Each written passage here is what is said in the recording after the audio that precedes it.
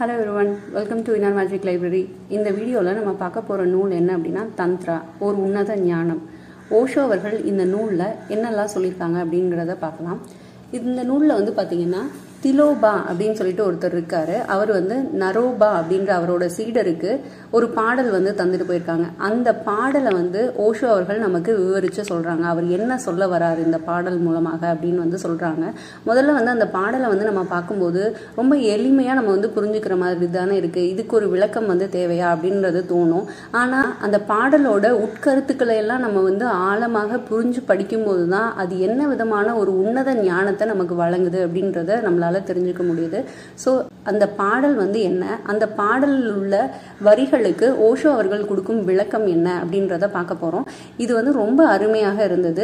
பல கருத்துக்கள் வந்து இதுல இருக்கு. தந்த்ரா வந்து ஒரு ராஜயோகம் அப்படின்றத சொல்றாங்க. அஞ்சலியோட யோகம், அதுல இருந்து இந்த தந்த்ரா எந்த விதத்துல வேறுபடுது, தந்த்ரானா என்ன அப்படின்றதெல்லாம் சொல்லக்கூடியதாக இது இருக்கு. இந்த திலோபா சொல்ற பாடல்ல வந்து மகாமுத்ரைனா என்ன, அவர் என்ன சொல்ல வராரு, அது எல்லாத்தையுமே நம்ம இந்த நூல்ல வந்து பார்க்கலாம்.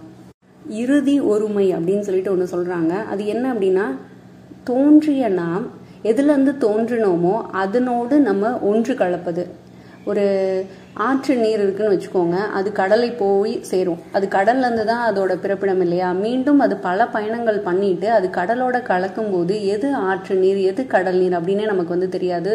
இரண்டும் ஒன்றா கலந்துரும். அதுக்கப்புறம் அதை வந்து நம்ம பிரிச்சு பார்க்க முடியாது. ஸோ இறுதி ஒருமை அப்படின்றது அதுதான் அப்படின்றத சொல்றாங்க. இதை வந்து இன்னொரு விதத்துல சொல்லணும்னா முழுமை பேரு அப்படின்றதையும் சொல்லலாம்.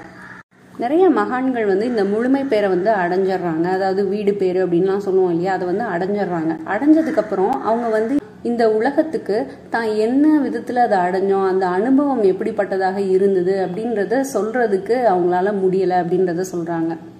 நம்ம ஏதாவது ஒரு விஷயத்த வந்து சொல்லணும் அப்படின்னா வார்த்தைகள் மூலமாக தான் சொல்ல முடியும் இல்லையா. ஓஷோ அவர்கள் என்ன சொல்றாங்க அப்படின்னா, நமக்கு ஏற்படுற அந்த உணர்ச்சிகளை நம்ம வார்த்தையால ஒருத்தருக்கு புரிய வைக்கவே முடியாது அப்படின்றத சொல்றாங்க. ஒரு குளுமையாக இருக்கு, வெப்பமாக இருக்கு அப்படின்னா அந்த இரண்டு விதமான அனுபவங்களையும் கேட்கக்கூடியவங்க அனுபவிச்சிருந்தா தான் அதை அவங்களால புரிஞ்சுக்க முடியும்.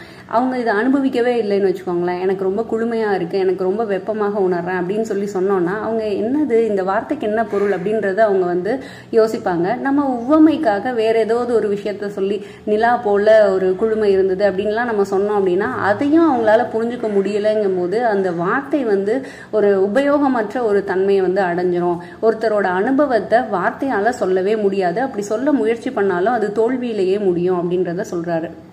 அவரோட வார்த்தை வந்து எப்படி இருக்குன்னா, நம்ம வந்து ஏதாவது ஒன்று அனுபவத்தை வந்து சொல்ல வர்றோம் அப்படின்னா அது வெறும் வார்த்தைகளாகவே இருக்கும் அப்படின்னு சொல்றாங்க. அந்த வார்த்தைகளோ உயிரற்றவை அப்படின்றத சொல்றாரு. உயிருள்ள எதையும் உணர்த்தும் ஆற்றல் அற்றவை அவை அப்படின்றத சொல்றாங்க. திலோபா சொல்ற மகாமுத்ரை அப்படின்னா என்னன்னு சொல்லிட்டு ஒரு சில வார்த்தைகள்ல சொல்லணும் அப்படின்னா அண்டத்தோடு முற்றிலும் கலப்பதுதான் மகாமுத்ரை அப்படின்றத சொல்றாங்க. ஒருவரை வந்து நம்ம நேசிக்கும் போது சில சமயம் உருகி அவங்க கூட அப்படியே நம்ம ஒன்று கலக்கும் போது அங்கு இரு உடல்கள் வந்து இருக்காது, தனித்தனியாக அவை இருப்பதில்லை அப்படின்றத சொல்றாங்க. இரண்டுக்கும் இடையே ஒரு பாலம், ஒரு தங்க பாலம் உண்டாகும் அப்படின்றத ஓஷோ சொல்றாரு. உள்ளே இருமை வந்து மறைந்து விடும் அப்பொழுது அப்படின்றாங்க. துருவங்களுக்கு இடையே ஒரு உயிராற்றல் செயல்படுகிறது. இது நமக்கு நிகழ்ந்தால் மட்டுமே மகாமுத்திரை என்ன என்பது புரியும் அப்படின்றத சொல்றாங்க. முழுமையோடு இப்பிரபஞ்சத்தோடு முழுமையாக கலப்பது அது, இருப்பின் மூலத்தில் கரைவது அது அப்படின்றத சொல்றாரு. பல அருளாளர்கள்லாம் என்ன பண்றாங்க அப்படின்னா, இறுதி நிலையை அவங்க அடைந்ததுக்கு அப்புறமாக வெறுமனே ஆடிட்டு இருப்பாங்களாம், இல்ல பாடிக்கிட்டு இருப்பாங்களாம். அவங்களால அதை தவிர வேற எதுவுமே செய்ய முடியாது அப்படின்றத சொல்றாங்க. தங்கள் முழு இருப்பின் மூலம் ஏதோ ஒரு விஷயத்த நமக்கு சொல்ல வராங்க அப்படின்றத சொல்றாரு. உடல் மனம் உயிர் என எல்லாம் அதில் ஈடுபடுகின்றன, அதனால அவங்க வந்து ஆடுகிறார்கள் அப்படின்றத சொல்றாரு. அது வந்து சாதாரண ஆட்டம் கிடையாது. நிறைய அருளாளர்கள்னாலதான் இந்த ஆட்டம் அப்படின்ற ஒரு கலையே வந்து உருவானது அப்படின்றத சொல்றாங்க. அருளாளர்களோட பரவசத்தையும் மகிழ்ச்சியையும் ஆனந்தத்தையும் வெளிப்படுத்துறதற்கு இது ஒரு வழி அப்படின்றத சொல்றாங்க. இதில் தெரியாத ஒன்று தெரிந்ததற்குள் ஊடுருவி செல்லுகிறது. பூமிக்கு அப்பால் உள்ளது பூமிக்குள் வருகிறது. வேறு என்ன செய்ய முடியும், ஆடலாம் பாடலாம், அவ்வளவுதான். இது மகாமுத்ரையை பற்றியதோர் பாடல் அப்படின்றத ஓஷோ சொல்றாங்க. மேலும் ஓஷோ சொல்றாங்க, மகாமுத்திரை பாடலின் ஆழமிக்க செய்தி தேட முயற்சி செய்யாமல் சும்மா இருங்கள் அப்படின்னு சொல்றதுதான். எங்கும் போக வேண்டாம், யாரும் கடவுளை அடைவதில்லை. காரணம், அவரது முகவரி நமக்கு தெரியாது. எங்கு செல்வது, தெய்வீகத்தை எங்கே கண்டறிவது, வரைபடம் ஏதும் இல்லை, வழியும் இல்லை. கடவுள் எங்கிருக்கிறார் என்று சொல்ல யாரும் இல்லை. நாம் தயாராக இருக்கும்போது அவர் கதவை தட்டுகிறார். நாம் தயாராக இருக்கும்போது அவர் நம்மை அடைகிறார். தயார் என்பது ஏற்கும் தன்மை. முழுவதும் ஏற்க தயாராகும் போது அகந்தை அங்கு இல்லை. உள்ளே ஒருவரும் இல்லாத வெறும் கோயிலாகிறோம் நாம். உள்ளீடற்ற வெறும் மூங்கிலாக இருங்கள் அப்படின்னு சொல்லிட்டு திலோபா சொல்றாங்க. அப்பொழுது திடீரென்று தெய்வீகத்தின் உதடுகள் நம் மீது பொருந்தும். உள்ளீடற்ற மூங்கில் புல்லாங்குழல் ஆகிவிடும். மகாமுத்திரை பாடல் தொடங்குகிறது. திலோபா உள்ளீடற்ற மூங்கிலாகி விட்டார். தெய்வீகம் வந்துவிட்டது. பாடல் தொடங்குகிறது. இது திலோபாவின் பாடல் அன்று, இறுதி ஒருமை அனுபவத்தின் பாடல் அப்படின்றத சொல்றாங்க. அந்த பாடல் இப்படிதான் தொடங்குது. மகாமுத்திரை என்பது எல்லா வார்த்தைகளுக்கும் குறியீடுகளுக்கும் அப்பாற்பட்டது. ஆனால் ஸ்ரத்தையுள்ள நரோபா, உனக்கு இது நிச்சயம் சொல்லப்பட வேண்டும் அப்படின்றது சொல்றாங்க. எளிமையா நம்ம புரிஞ்சுக்கணும் அப்படின்னா, மகாமுத்திரை அப்படின்றத வார்த்தையாலேயோ குறியீட்டுனாலேயோ நம்மளால சொல்ல முடியாது அப்படின்றத சொல்றாங்க. சிரத்தையுள்ள அப்படின்னா ஒரு நம்பிக்கை உள்ள அப்படின்றத சொல்லலாம். நரோபா அப்படின்றது அவரோட சீடர். ஏற்கும் தன்மையை பெற்று அந்த தயார் நிலைன்னு சொன்னார் இல்லையா ஓஷோ, அந்த தயார் நிலையில இருக்கக்கூடிய ஒரு சீடர் நரோபா. அவங்க கிட்ட இந்த மகாமுத்திரையை பத்தி திலோபா அவர்கள் சொல்றாங்க. திலோபா எப்படி இருக்காரு அப்படின்னா, சொல்ல முடியாத ஒன்றை கட்டாயமாக சொல்ல வேண்டும் என்ற கட்டாயத்துல இருக்காராம். காண முடியாத ஒன்றை சீடனுக்கு காட்ட நினைக்கிறார். எனவே இது ஒரு குரு சீடர் ஆகிய இருவரையும் பொறுத்தது அப்படின்றத ஓஷோ அவர்கள் சொல்றாங்க. நரோபா போன்ற மாணவர்கள் கிடைத்ததால் திலோபா அதிர்ஷ்டசாலி. ஆனால் இது போன்ற மாணவர்கள் கிடைக்காததால் பல குருமார்கள் பெற்றவை அவர்களோடையே மறைந்து போய்விட்டன அப்படின்றதையும் சொல்றாரு. சில சமயம் என்ன ஆகும்னா, சீடர்களை எல்லாம் கண்டுபிடிக்கிறதுக்காக குருமார்கள் பல ஆயிரக்கணக்கான மைல்கள் நடந்து போவாங்களாம். இந்தியா முழுவதும் அலைந்து திரிந்த திலோபாவுக்கு திபெத்திற்கு செல்லும் போது நரோபாவை சந்திக்கக்கூடிய ஒரு வாய்ப்பு கிடைச்சிருக்கு. நரோபா கிட்ட மகாமுத்திரை பத்தி சொன்னாராம். சொன்ன உடனே அவர் முற்றிலுமாக மாறிவிட்டார் அப்படின்றத சொல்றாங்க. அடுத்த பாடல் வரி, வெற்றிடத்திற்கு பற்றுக்கோடு தேவையில்லை. மகாமுத்திரை சூனியத்தில் கால் கொள்கிறது. முயற்சி ஏதும் இல்லாமல், ஆனால் நெகிழ்ச்சியோடு இயல்பாக இருக்கும்போது நுகத்தடியை முறிக்கலாம். இவ்வாறு விடுதலை பெறலாம் அப்படின்றத சொல்றாங்க. முதல் வரி எடுத்துக்கலாம். வெற்றிடத்திற்கு பற்றுக்கோடு தேவையில்லை. அதாவது ஒரு பொருள் இருந்தால்தான் அதற்கு பற்றுக்கோடு இருக்கும். அங்க பொருளே இல்லாத போது பற்றுக்கோடோ ஒரு ஆதாரமோ தேவையில்லை அப்படின்றத சொல்றாங்க. ஆனா அங்க இருப்பதோ வெறும் சூனியம். அதற்கு ஆதாரம் ஒன்றுமே தேவை இருக்காது. ஏன்னா வெற்றிடத்திற்கு அப்படின்னு தானே சொல்றாங்க. அது ஒரு சூனியமான இடம். அந்த இடத்திற்கு எதற்கு ஒரு ஆதாரம்? சூனியம் அப்படின்னு சொல்றாங்கல்ல, அது என்னன்னா அறிவின் ஆழ்ந்த உணர்வு. அது நமக்கு இருக்கும்போது அது மிக பரந்த வெற்றிடமாக இருக்கு. அதற்கு எல்லைகளே கிடையாது. அது அனாத்மா, நமக்குள் இருப்பது அன்று அது அப்படின்றத சொல்றாங்க. நம்ம ஒரு தவ நிலையில ஆழ்ந்து செல்ல செல்ல நாம் யாரும் அன்று, சூனியமே அப்படின்றது எல்லாருக்குமே புரியும். எனவேதான் தியானத்தை பற்றி பலர் பயப்படுறாங்களாம். நம்ம தியானம் செய்யும் போது ஒரு சூன்யத்தை உணர்வோம். நம்ம யாருன்னே நமக்கு தெரியாது. இல்ல ஒரு அகந்தையின் மரணத்தை பார்த்து அவங்க பயப்படுறாங்க. அகந்தை அப்படின்றதே ஒரு பொய்யான கோட்பாடு அப்படின்லாம் ஓஷோ அவர்கள் சொல்றாங்க. அருளாளர்கள் சொன்னது போலவே அறிவியல் பூர்வமாக ஆராய்ச்சியின் மூலமாக இயற்பியலாளர்களும் இதே முடிவுக்கு வர்றாங்களாம். புத்தர், திலோபா, போதி தர்மர் இவங்க எல்லாருமே உள்ளுணர்வின் மூலம் கண்டு உணர்ந்த ஒரு விஷயத்த அறிவியல் உலகம் இப்பொழுது கண்டு கொண்டுள்ளது அப்படின்றத சொல்றாரு. பொருள் என்பதே இந்த உலகத்துல கிடையாது அப்படின்றத சொல்றாங்க. எல்லாமே மாயை அப்படின்னு சொல்லிட்டு நம்ம சொல்றோம் இல்லையா, அந்த மாதிரி இயற்பியலாளர்கள் இப்பதான் சொல்ல வராங்க. பொருள் என்பது ஒண்ணுமே கிடையாது. பொருள் அப்படின்றது ஆத்மாவுக்கு இணையான ஒன்று அப்படின்றத சொல்றாங்க. ஒரு பாறை இருக்குன்னு வச்சுக்கோங்க உதாரணத்துக்கு, அது ஒரு பொருள் அப்படின்னு சொல்லிட்டு நம்ம உணர்றோம். பாறையில உள்ள அலைகள் குறுக்கும் நெடுக்குமாக சந்தித்து பரவும் போது ஒரு பொருள் இருப்பதை போன்ற தோற்றம் ஏற்படுகிறது அப்படின்னு சொல்லிட்டு இயற்பியலாளர்கள் சொல்றாங்களாம். ஒரு துண்டு காகிதத்தில் கோணல் மாணலாக பல கோடுகளை நம்மள வரைய சொல்றாங்க. ஓரிடத்தில் பல கோடுகள் சந்திக்கும் போது ஒரு புள்ளி உண்டாகிறது. பல கோடுகள் சந்திக்கையில் பெரிய புள்ளி உருவாகிறது. உண்மையில் அந்த புள்ளி அங்கிருக்கிறதா அல்லது கோடுகள் சந்திப்பதால் ஏற்படும் பொய் தோற்றமா அப்படின்றத ஓஷோ அவர்கள் நம்மள கேட்கிறாங்க. ஸோ இதுல இருந்து என்ன சொல்ல வர்றாருன்னா, சக்தியின் அலைகள் ஒன்றையொன்று வெட்டி கொள்ளும் போது பொருள் உண்டாகிறது அப்படின்றத சொல்றாங்க. இந்த ஆற்றல் அலைகள்லாம் என்ன அப்படின்னு சொல்லிட்டு பாத்தீங்கன்னா, அவை ஒரு பொருள் அன்று, அவற்றிற்கு எடை இல்லை. பொருள் ஆகாத கோடுகள் குறுக்கும் நெடுக்குமாக பாயும் போது பாறை போன்றதோர் தோற்றம் அளிக்கின்றது அப்படின்றத சொல்றாங்க. ஐன்ஸ்டீனுக்கு 25 நூற்றாண்டுகளுக்கு முன்னரே புத்தர் இவ்வுண்மையை உலகுக்கு சொல்லிட்டாரு. ஆற்றல் அலைகள் நமக்குள் வெட்டி கொள்வதே ஆத்மா என்ற உணர்வை தருகிறது. ஆத்மா என்பது வெங்காயம் போன்றது அப்படின்னு சொல்லிட்டு புத்தர் சொல்லியிருக்காரு. உரிக்க உரிக்க ஒவ்வொரு பகுதியாக நீங்கும், இறுதியில் எஞ்சி நிற்பது எதுவுமே இல்லை. முழு வெங்காயமும் உரித்த பின் உள்ளே ஒன்றும் இருப்பதில்லை அப்படின்றத புத்தர் சொன்னாரு. புத்தர் சொன்ன 25 நூற்றாண்டுகளுக்கு அப்புறமா ஐன்ஸ்டைன் என்ன சொல்லியிருக்காரு அப்படின்னா, நமக்குள் ஒருவரும் இல்லை அப்படின்றத சொல்லியிருக்காரு. மனிதனும் வெங்காயம் போன்றவனே. எண்ணங்கள் ஒவ்வொரு அடுக்காக நீக்கினால் இறுதியில் எது இருக்கும்? ஒன்றுமே இருக்காது, வெறுமை. அதற்கு ஆதாரம் ஏதுமே இல்லை, அது தன்னைத்தானே பற்றி நிற்கும். அதனால்தான் கடவுள் இல்லை என்கிறார் புத்தர். கடவுள் தேவையில்லை. மனிதனும் வெங்காயம் போன்றவன் தான். அவனுக்கு எண்ணங்கள் நிறைய இருக்கும். அந்த எண்ணங்கள் ஒன்னொன்னா நம்ம நீக்கி பார்த்தோம்னா இறுதியில நம்ம பார்க்கக்கூடியது ஒண்ணுமே இருக்காது, வெறுமை மட்டும்தான் இருக்கும். அதாவது மனம் இல்லாத ஒரு தன்மை தான் இருக்கும். அதற்கு ஆதாரம் எதுவுமே தேவையில்லை அப்படின்றத சொல்றாங்க. அது தன்னைத்தானே பற்றி நிற்கும். அதனால்தான் கடவுள் இல்லை அப்படின்னு சொல்லிட்டு புத்தர் சொல்றாரு. கடவுள் நமக்கு தேவையும் இல்லை, ஏனெனில் கடவுள் என்பது ஒரு ஆதாரம், படைப்பவரே இல்லை என்கிறார் புத்தர். ஏன் அப்படி சொல்றாருன்னு சொல்லிட்டு ஆழ்ந்து யோசிச்சு பார்த்தோம்னா, சூனியத்தை, வெறுமையை படைக்க யாரொருவரும் தேவையில்லை அப்படின்றத சொல்றாரு. இதை எளிமையாக புரிந்து கொள்றது கஷ்டம், கொஞ்சம் ஆழ்ந்து சிந்திச்சு பார்த்தீங்கன்னா தான் புரியும் அப்படின்னு சொல்லிட்டு ஓஷோ சொல்றாங்க. ஸோ மகாமுத்திரை அப்படின்றதே ஒரு வெறுமையான அனுபவம் தான்.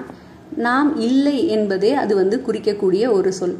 நாம் இல்லாத போது நம்ம எப்படி துன்பப்பட முடியும், வருத்தப்பட முடியும், இல்லை மகிழ்ச்சி அடைய முடியும். மகிழ்ச்சி ஏற்பட்டால் துயரத்தாலும் பாதிக்கப்படுவோம் அப்படின்னு சொல்லிட்டு புத்தர் சொல்றாரு. எந்த ஒரு விஷயத்துக்காக நீ சந்தோஷப்படுறியோ அதே விஷயத்தினால நீ துக்கமும் அடைவாய் அப்படின்னு சொல்லிட்டு சொல்லியிருக்காரு. இன்பம் உண்டெனில் துன்பமும் உண்டு. இன்பம் துன்பமெல்லாம் நமக்கு தோணுது அப்படின்னா நாம் என்ற எண்ணம் முழுமையாக இல்லாத போது இன்பமும் இல்லை, துன்பமும் இல்லை. இதுவே உண்மையான ஆனந்தம். பின்னடைவு என்பது அப்பொழுது இருக்கவே இருக்காது. வெறுமையை அடைவது என்பது எல்லாவற்றையும் அடைந்ததாம் அப்படின்னு சொல்லிட்டு ஓஷோ சொல்றாங்க. மேலும் ஓஷோ சொல்றாங்க, உங்களை வெறுமையை நோக்கி அழைத்து செல்வதே என் முழு முயற்சியின் நோக்கம் அப்படின்றாரு. வெற்றிடத்தை நோக்கி நீங்கள் செல்ல வேண்டும் அப்படின்ற ஒரு கட்டளையும் இடுறாரு. மகாமுத்திரை அப்படின்ற சொல்லுக்கு பெரிய அல்லது இறுதி அடையாளம் அப்படின்னு சொல்லலாம்.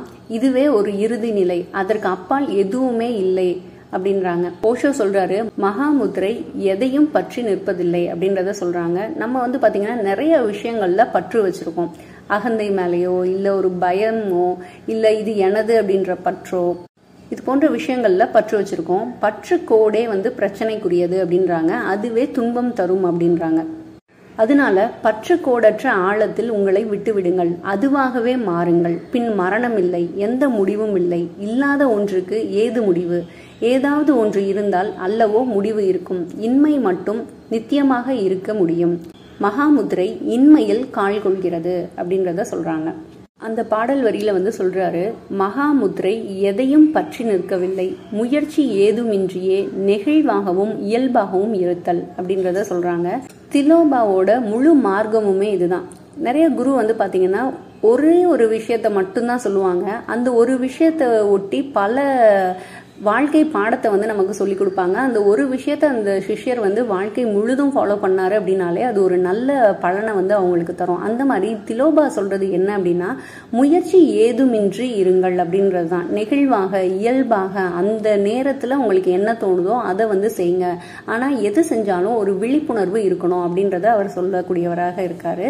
முயற்சி செய்யறோம் அப்படின்னா என்ன ஆகும்னா, அகந்தை அங்க வந்துரும் அப்படின்றத சொல்றாங்க. ஒரு வெற்றியோ தோல்வியோ ஏற்படுதுன்னு வச்சுக்கோங்களேன், என்னால இது முடிஞ்சது அப்படின்ற ஒரு அகந்தை ஏற்படும்.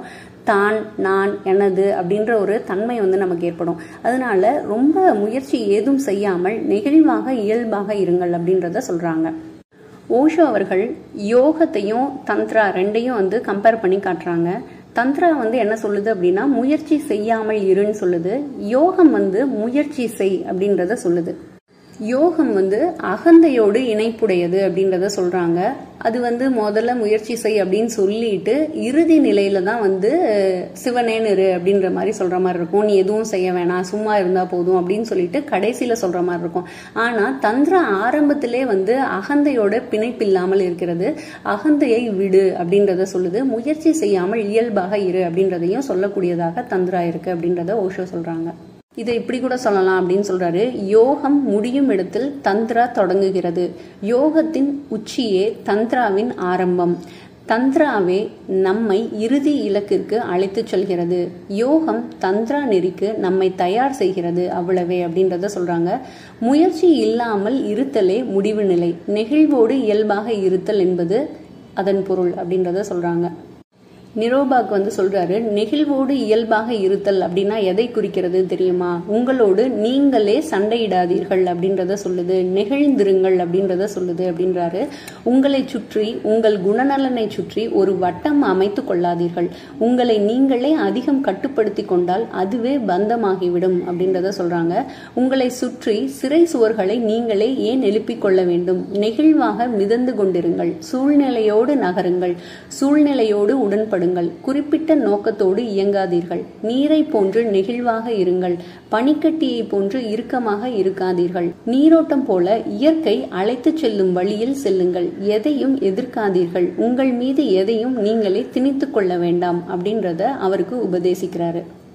மேலும் தீர்மானம் வந்து சூழ்நிலையிலிருந்து தானாகவே வரட்டும், அதை வழிந்து திணிக்க கூடாது அப்படின்றத சொல்றாங்க. முன்கூட்டியே எதை பற்றியும் எண்ண வேண்டாம். நெகிழ்வோடு விழிப்புணர்வோடு இயல்பாக இருங்கள், அதுவே போதும் அப்படின்றத சொல்றாரு. திலோபாவோட வரிக்கு ஓஷோ அவர்கள் வந்து விளக்கம் சொல்றாங்க. ஒரு தண்ணீரை வந்து எந்த ஒரு பாத்திரத்துல ஊற்றினாலும் அது அந்த பாத்திரத்தின் தன்மைக்கு ஏற்ற மாதிரி அது வந்து காட்சி அளிக்கும் இல்லையா? அந்த மாதிரி நீங்க ரொம்ப நெகிழ்வாக இயல்போட இருங்கள் அப்படின்றத சொல்றாங்க. வாழக்கூடிய சமுதாயம் எப்படி இருக்குன்னா, நமக்கு ஒரு அமைப்பை வந்து உருவாக்க அவங்க வந்து பாக்குறாங்க.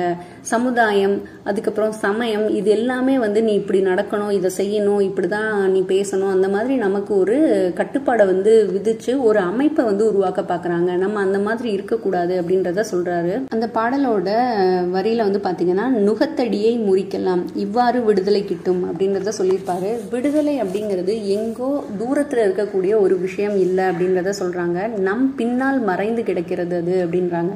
தெளிவும் உறுதியும் அதன் கதவை திறக்கும், வழிகாட்டும். ஆனால் நாமோ பொய்யர்களாக, போலியாக அல்லவா இருக்கிறோம் அப்படின்றத சொல்றாரு. அதனால விடுதலை எங்கோ தூரத்தில் இருப்பதாக நம்ம வந்து நினைச்சிட்டு இருக்கோம் அப்படின்றத சொல்றாங்க.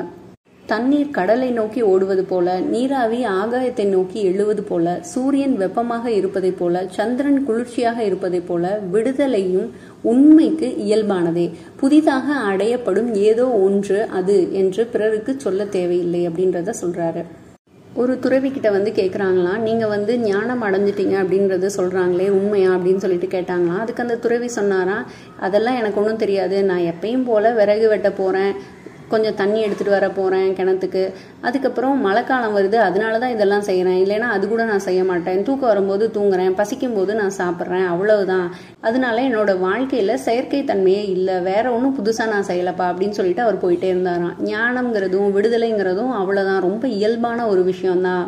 நம்ம வந்து ஒரு அமைப்புக்குள்ளே நம்மளை கட்டுப்படுத்திட்டு இருக்கும்போது இந்த ஞானமோ இல்லை விடுதலையோ இதெல்லாம் அடையிறது ரொம்ப சிரமம் அப்படின்றத சொல்கிறாங்க. நமக்கு என்ன தோணுதோ அதை வந்து நம்ம செய்யணும்.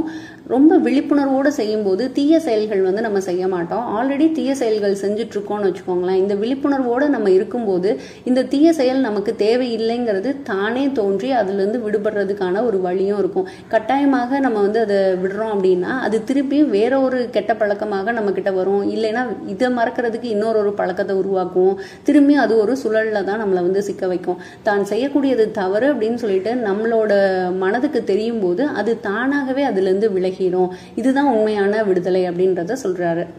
அதுக்கப்புறம் என்ன சொல்றாருன்னா, பிரச்சனைகள்லாம் வேறாக இருப்பதே வந்து மனம் தான் அப்படின்றத சொல்றாங்க. மனதின் இயல்பை புரிந்து கொள்ளாமல் வாழ்வின் பிரச்சனைகளை நம்மளால தீர்க்க முடியாது அப்படின்றதையும் சொல்றாரு. அப்புறம் ஓஷோ கிட்ட எல்லாருமே வந்து கேட்பாங்களாம், மன அமைதி பெறுவது எப்படின்னு எங்களுக்கு கொஞ்சம் சொல்லிக் கொடுங்க அப்படின்னு சொல்லுவாங்களாம். அப்போ ஓஷோ சொல்லுவார்களாம், அமைதியான மனம் அப்படின்னு சொல்லிட்டு ஒன்று கிடையாது, நான் அப்படி ஒரு மனம் இருப்பதாக கேள்விப்பட்டதும் இல்லை அப்படின்றத அவங்களுக்கு வந்து சொல்லுவாங்களாம். மனம் ஒருபோதும் அமைதியாகவே இருக்காது அப்படின்றத சொல்றாரு. மனம் இன்மையே அமைதி, மனதில் அமைதியும் இல்லை மௌனமும் இல்லை, குழப்பம் அடைவதும் இறுக்கமாக இருத்தலுமே அதன் இயல்பு அப்படின்றத சொல்றாங்க. மனத்திடம் ஒருபோதும் தெளிவு இருக்காது, அதன் இயல்பே குழம்பி இருப்பதுதான் அப்படின்றத சொல்றாங்க. தெளிவும் அமைதியும் மௌனமும் மனமற்ற போதே சாத்தியம் அப்படின்றத சொல்றாங்க. ஆல்ரெடி நம்ம சேனல்லே வந்து ஓஷோட புக் சம்மரி ஒன்று போட்டிருந்தேன். அதில் மனமற்ற நிலைக்கு போகிறது ரொம்ப ரொம்ப முக்கியம் அப்படின்ற ஒரு செய்தியை வந்து அவர் சொல்லியிருப்பாரு. மனம் அப்படின்ற ஒன்றே இல்லாதது மாதிரி இருக்கணும், அதற்கு அப்பால் நம்ம வந்து போகணும், அதற்கு அப்பால் ஒன்றுமே இல்லை, வெறுமை மட்டும்தான் இருக்கும், அந்த நிலையில நம்ம இருக்கணும் அப்படின்றத சொல்லியிருப்பாங்க. ஸோ இந்த இடத்துலையும் மனமற்ற போது தான் அமைதியும் தெளிவும் மௌனமும் சாத்தியம் அப்படின்றத சொல்றாரு. இந்த மாதிரி கேள்வி கேட்பவர்கள்கிட்ட ஓஷோ சொல்லுவாங்களாம், மனத்தை உற்று பாருங்கள் அப்படின்றத சொல்லுவாங்களாம். அது எங்கே இருக்கிறது என்பதை நோக்குங்கள், எண்ணங்கள் மிதப்பதையும் அவற்றுக்கு இடையே இடைவெளியையும் தான் நீங்கள் உணர்வீர்கள் அப்படின்றத சொல்றாரு. தொடர்ந்து கவனிச்சோம் அப்படின்னா எண்ணங்களை விட இடைவெளிகளே அதிகமாக இருப்பதை நம்மளால உணர முடியும் அப்படின்றத சொல்றாங்க. கவனிக்காவிட்டால் இந்த இடைவெளியை பார்க்க முடியாது நம்மளால அப்படின்றதையும் சொல்றாரு. ஒரு எண்ணத்திலிருந்து இன்னொரு எண்ணத்திற்கு தாவினால் இவ்விடைவெளியை ஒருபோதும் நம்மளால பார்க்க முடியாது. விழிப்புடன் நோக்கினால் இடைவெளிகளே அதிகமாக தெரியும் அப்படின்றதையும் சொல்றாங்க. முழுமையான விழிப்புணர்வில் நீண்ட இடைவெளிகள் வந்து இருப்பது நமக்கு புலப்படும் அப்படின்றதையும் சொல்றாரு. கடவுளை உணரணும் அப்படின்னு சொல்லிட்டு நிறைய பேர் ஆசைப்படுறோம் இல்லையா, அதெல்லாம் எப்போ நடக்கும், எப்படி நடக்கும் அப்படின்னு வந்து பார்த்தீங்கன்னா, இந்த எண்ணங்களுக்கு நடுவில் உள்ள இடைவெளி இருக்கு இல்லையா, அந்த இடைவெளி வந்து மிக நீண்டதாக இடைவெளி மட்டுமே இருக்கும்போது, ஒரு விழிப்புணர்வின் போது முழுமை பேருங்கிறது ரொம்ப ஈஸியாக நம்மளால் வந்து அடையக்கூடிய ஒன்றா வந்து மாறிடும் அப்படின்றத சொல்கிறாங்க. வானத்தில் வந்து பார்த்தீங்கன்னா நிறைய மேகங்கள் இருக்கும். நம்ம மேகங்களை பார்த்துட்டே இருக்கும்போது வானத்தையே நம்மளால பார்க்க முடியாத ஒரு தன்மை இருக்கும். அதனால வெறும் மேகம் தான் இருக்கு, வானமே இல்லை அப்படின்றத நம்மளால சொல்ல முடியாது. ஸோ எண்ணங்கள் தான் வந்து மேகங்கள் அப்படின்றத சொல்றாங்க. அது வந்து நமக்குள்ள எப்பயுமே நகர்ந்து கொண்டே இருக்கும், நிறைந்திருந்தபடி இருக்கும். ஆனா இடைவெளியும் அங்கே இருக்கு, அதாவது வானமும் அப்பப்போ தெரியும் இல்லையா, அந்த மாதிரி ஆகாயமும் உண்டு அப்படின்றத சொல்றாங்க. ஆகாயத்தை கண்டுணர்ந்தால் அறிவொளி வந்து நமக்கு கிடைக்கும் அப்படின்றத சொல்றாரு. ஆகாயமாகவே இருத்தல் தான் சமாதி நிலை அப்படின்றத சொல்றாங்க. மனதை ஆழ்ந்து நோக்குதலே அறிவொளியை, அந்த சமாதி நிலையை நமக்கு வந்து இருக்கிறதுக்கான, அழைத்து செல்வதற்கான ஒரு பாதையாக இருக்கும் அப்படின்றத சொல்றாங்க. மேலும் எண்ணங்கள் நம்மிலிருந்து வேறானவை, எண்ணங்கள் தான் நம்ம அப்படின்றது கிடையாது. எண்ணங்கள் வந்து வரும் போகும், நம்ம ஜஸ்ட் அதை வந்து கவனிச்சுட்டு இருந்தா மட்டும் போதும், வேற எதுவுமே செய்ய வேண்டாம். அதாவது அந்த எண்ணம் வேண்டும்னு நினைக்க வேண்டாம், வேண்டானும் நினைக்க வேண்டாம். நம்ம செவனேன்னு இருக்கும்போது அந்த எண்ணங்கள் தானே தோன்றியது போல தானாகவே மறைந்து விடும் அப்படின்றதையும் சொல்றாங்க. எண்ணங்கள் நமக்குள்ள ஆழமாக போகும்போது தான் மனதில் வந்து ஒரு பிரச்சனை இருக்கு அப்படின்றது நமக்கு வந்து தோணும். அந்த எண்ணங்கள் வந்து வந்தது போலவே மறையட்டும் அப்படின்னு சொல்லிட்டு நம்ம விட்டுட்டோம்னா எந்த ஒரு பிரச்சனையுமே நமக்கு வந்து இருக்காது, எந்த ஒரு துன்பமுமே ஏற்படுறதுக்கு வாய்ப்பில்லை. இந்த எண்ணங்கள்லாம் வந்து ஒரு விருந்தினர் மாதிரி, விருந்தினரை நம்ம வந்து கவனிக்கவே இல்லைன்னு வச்சுக்கோங்களேன், கொஞ்ச நேரம் நம்ம வீட்டில் இருப்பாங்க, அதுக்கப்புறம் என்ன இவன் கண்டுக்கவே மாட்டேங்கிறான், நம்ம கிளம்ப வேண்டியதான் அப்படின்னு சொல்லிட்டு கிளம்பிடுவாங்க, இனிமேல் இங்கே வரவே கூடாது அப்படின்னு நினைப்பாங்க இல்லையா. அந்த மாதிரி இந்த எண்ணங்களும் நம்ம கவனிப்பார் இல்லை அப்படின்னா அந்த எண்ணங்கள் வந்து தோன்றின உடனேயே மறைந்துடுறதுக்கும் நிறைய வாய்ப்புகள் இருக்கு அப்படின்றாங்க. அதனால எண்ணங்களுக்கு ரொம்ப முக்கியத்துவம் கொடுக்கக்கூடாது அப்படின்றத ஓஷோ சொல்றாரு. சரி, எனக்கு வந்து நல்ல எண்ணங்கள் வருது, அந்த எண்ணத்தை நான் வந்து மனதில் வச்சுக்கலாமா அப்படின்னு சொல்லிட்டு ஒரு கேள்வி வரும். அதுக்கு அவர் என்ன சொல்றாரு அப்படின்னா, நல்ல எண்ணங்கள்லாம் என்ன ஆகுமா, எஜமானர் மாதிரி ஆயிரும் அப்படின்றத சொல்றாங்க. எஜமானராகும் எந்த எண்ணமுமே தொல்லை தரும் அப்படின்றத சொல்றாரு. ஏனெனில் எண்ணம் என்பது உண்மையாகாது, எண்ணம் என்பது பாசாங்கு செய்பவரை போன்றது. நல்ல எண்ணமோ கெட்ட எண்ணமோ அந்த எண்ணத்தோட ஐக்கியப்படுவது என்பதே ஒரு நோய் தான் அப்படின்றத ஓஷோ சொல்றாங்க. எண்ணங்கள் வந்து மனமாகுது, பின் உடலாகவும் மாறும் அப்படின்றத சொல்றாங்க. இந்த உலகம் முழுவதுமே எண்ணங்களாலும் பொருளாலும் நிரம்பி இருக்கிறது அப்படின்றத சொல்றாங்க. பொருள்கள் எண்ணங்களின் ஸ்தூல பகுதி, எண்ணங்கள் பொருள்களின் சூட்சம பகுதி அப்படின்றத சொல்றாரு. எண்ணங்களே பொருளாக இருப்பதனால பல ஆச்சரியங்கள் வந்து நிகழ்கிறது அப்படின்றத சொல்றாங்க. நம்மை பற்றியும் நம் நலனை பற்றியும் ஒருவர் நினைத்தால் அது உடனே நிகழ்கிறது அப்படின்றதையும் சொல்றாரு. பெரியவங்க நமக்கு வந்து நீ நல்லா இருக்கணும் அப்படின்னு சொல்லிட்டு ஆசீர்வாதம் வழங்குறாங்க அப்படின்னா அதே மாதிரியே நம்ம வந்து நல்லா இருந்துருவோம். அதனால எண்ணங்களை என்னைக்குமே வீணாக்காதீர்கள் அப்படின்றத சொல்றாங்க. அந்த சக்தியெல்லாம் சேகரியுங்கள் அப்படின்றதையும் சொல்றாரு. எண்ணங்கள் எல்லாமே ஒரு பொருள்கள் போல தான் அது செயல்படுது. எனவே அவற்றிடம் நம்ம ரொம்ப கவனமாக இருக்கணும் அப்படின்றாங்க. கவனமாக அவற்றை கையாளணும் அப்படின்றத சொல்றாரு. கவனிக்காது போனால் நமக்கு துயரமும் மற்றவருக்கு துயரமும் பிறருக்கு துயரமும் இழைத்தாலும் கூட நம்மை நாமே துயரப்படுத்தி கொள்வோம் அப்படின்றதையும் சொல்றாங்க. எண்ணம் என்பது இருமுனை கத்தி போல, மற்றவரை வெட்டும்போது அது நம்மையும் வெட்டிவிடும் அப்படின்றத சொல்றாரு. ஸோ வலிந்து எந்த ஒரு எண்ணத்தையும் நம்ம வச்சுக்கணும் அப்படின்னு இல்லை. ஒரு எண்ணம் தோன்றுச்சுன்னா அதை நம்ம நெகிழ்வோட அது வந்தபடியே அது போகட்டும் அப்படின்ற மாதிரி நம்ம அமைதியாக இருக்கணும் அப்படின்றத சொல்றாங்க. தேவைப்படும் போது மட்டுமே நம்ம அதை பயன்படுத்தும் போது அதன் சக்தியை முழுமையாக நம்மளால பயன்படுத்திக்க முடியும் அப்படின்றதையும் சொல்றாரு. மேலும் ஓஷோ சொல்றாங்க, மனதால சும்மா இருக்கவே முடியாது, அது ரொம்ப பயங்கரமான ஒரு விஷயம். அது ஏதாவது தொடர்ந்து எண்ணங்களை பல பேர்கிட்ட இருந்து வெளியிட்டு கொண்டே இருக்கும். நல்லதும் இருக்கும் கெட்டதும் இருக்கும். இவையெல்லாம் ஒன்று திரண்டு சமூகத்துக்கு அது சில நல்ல விஷயங்களையோ இல்ல கெட்ட விஷயங்களையோ கொடுத்து கொண்டே இருக்கிறது அப்படின்றத சொல்றாங்க. புத்தரும் போதி தர்மர் இவங்கெல்லாம் வாழ்ந்த காலத்துல பாத்தீங்கன்னா கெட்டது ரொம்ப அதிகமாக நடக்கலை அப்படின்றத சொல்கிறாங்க. ஏன்னா அப்போ எண்ணங்களே ரொம்ப தூய்மையானதாக இருந்தது. எல்லார் மனதுமே ஒரு வெகுளித்தன்மையோடு இருந்தது அப்படின்றத சொல்கிறாங்க. ஏன்னா காலையில் எந்திரிச்ச உடனேயே பிரார்த்தனை செய்கிறது தான் எல்லாருமே வழக்கமாக வச்சுருக்காங்க. அதே மாதிரி இரவு கடைசியாக எல்லா வேலையும் செஞ்சு முடிச்சதுக்கு அப்புறமாக பிரார்த்தனை பண்ணிட்டு தான் எல்லாருமே படுப்பாங்களாம்.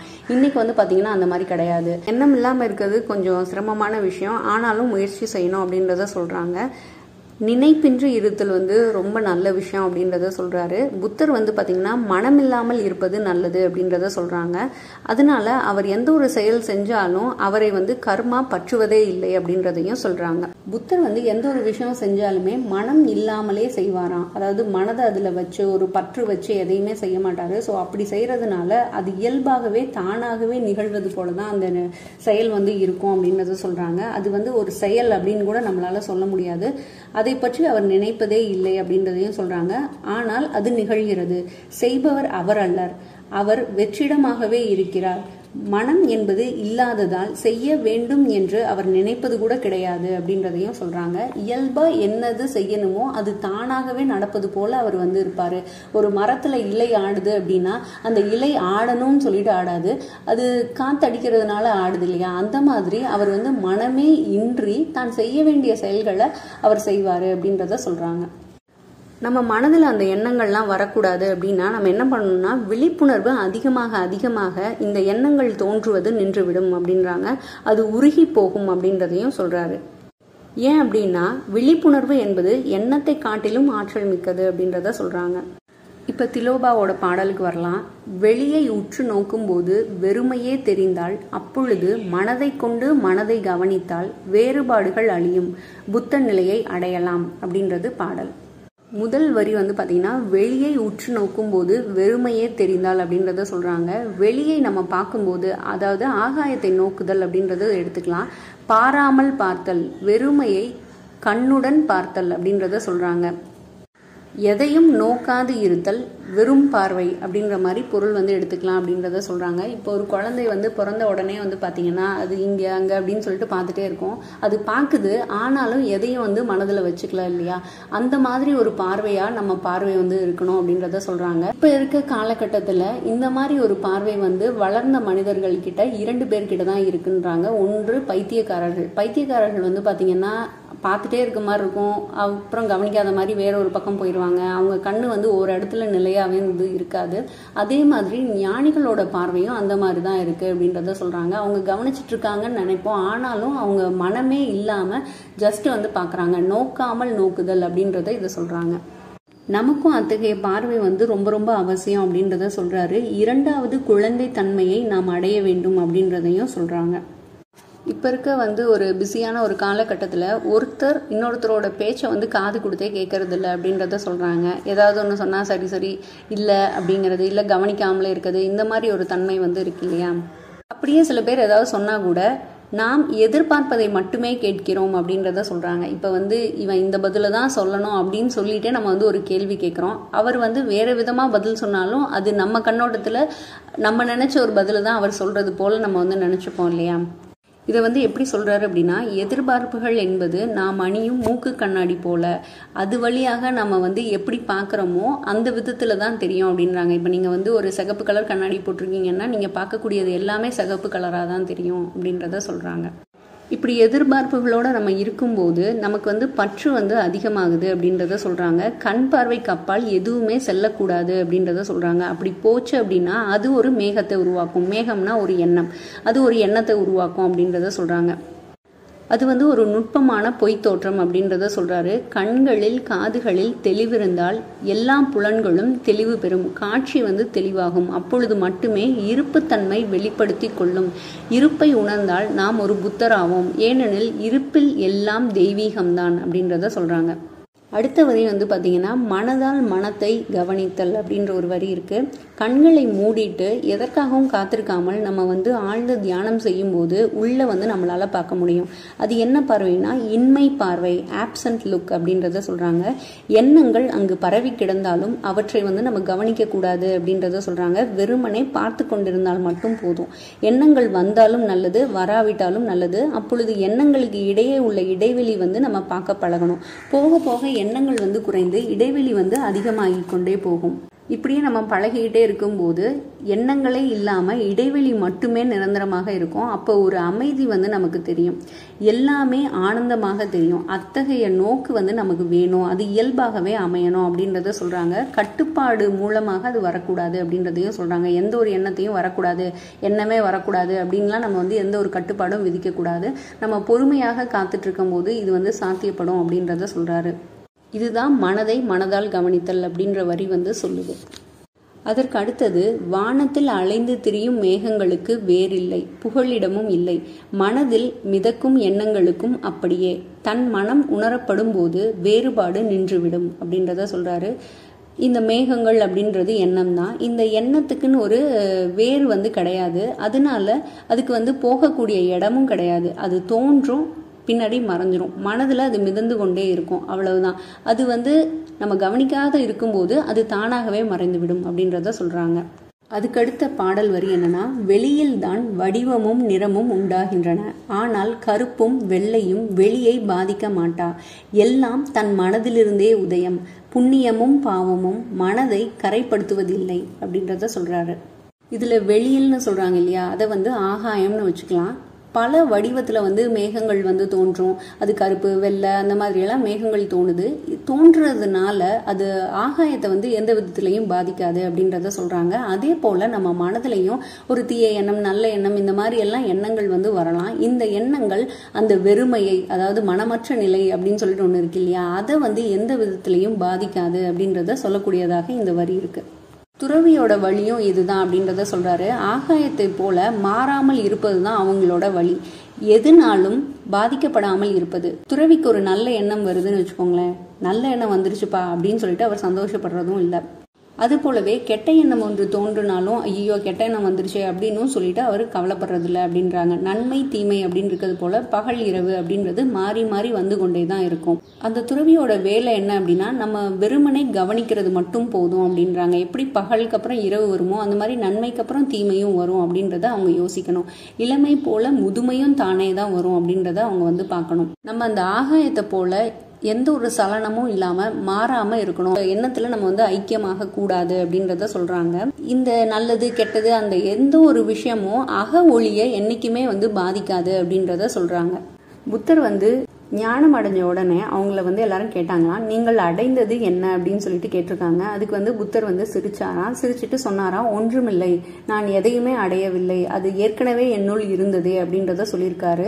அது புதிதான ஒன்று அல்ல அடைவதற்கு, அது என்றுமே பிறந்தது முதல் என்னோட தொடர்ந்து பயணப்பட்டு வருவது அப்படின்றத சொல்லியிருக்காரு. அது என் இயல்பே அப்படின்றத சொல்லியிருக்காரு. முன்னர் அது பற்றிய எண்ணம் இல்லை, இப்போது அந்த விழிப்புணர்வு ஏற்பட்டு விட்டது, அவ்வளவுதான். புதையல் எப்பொழுதும் அங்கே இருந்தது, நான் தான் அதை மறந்து விட்டேன் அப்படின்றத சொல்லியிருக்காரு. தன் இயல்பை கண்டுபிடிக்கிறது தான் வந்து முக்தி அடைந்த நிலை அப்படின்னு சொல்லிட்டு அவர் சொல்லியிருக்காரு. ஓஷோ சொல்றாங்க, திலோபா சொல்றது போல எல்லோருமே வந்து வாழ முயற்சி செய்யுங்கள் அப்படின்றத சொல்றாரு. ஆகாயத்தில் இருப்பதை போல உலகத்துல வந்து நம்ம வாழணும். ஒருவர் நம்மிடம் கோபம் கொண்டாலும் திட்டினாலும் வெறுமனே கவனியுங்கள் அப்படின்றத சொல்றாங்க. வெறும் கவனமான நோக்கு அது மட்டும் இருந்தா போதும். எதனாலும் பாதிக்கப்படாத நோக்காக, நோக்கமில்லாத நோக்காக அது இருக்கணும் அப்படின்றத சொல்றாங்க. திடீரென்று நோக்கு தெளிவாகும் போது நாம் முழுமையாக விழித்திருக்கிறோம், நாம் புத்தராகி விடுகிறோம், ஞானம் பெறுகிறோம். உண்டாகும், முழுமையான விழிப்புணர்வு உண்டாகின்றது அப்படின்றாங்க. ஆனால் புத்தர் பெரும் லாபம் என்ன? ஒன்றுமில்லை, மாறாக பலவற்றை இழக்கிறார். துன்பம், கவலை, பேராசை, பொறாமை, வெறுமை, உடைமை, வன்முறை என எல்லாவற்றையும் அவர் இழக்கிறார். அவர் அடைவதோ புதிதாக ஒன்றுமில்லை, ஏற்கனவே இருப்பது அடையப்படுகிறது. இருப்பதை அவர் மறவாது உணர்கிறார், அவ்வளவுதான் அப்படின்றத சொல்றாங்க. இந்த வீடியோவோட தொடர்ச்சியை அடுத்த பதிவாக நான் போடுறேன். Thank you, bye bye.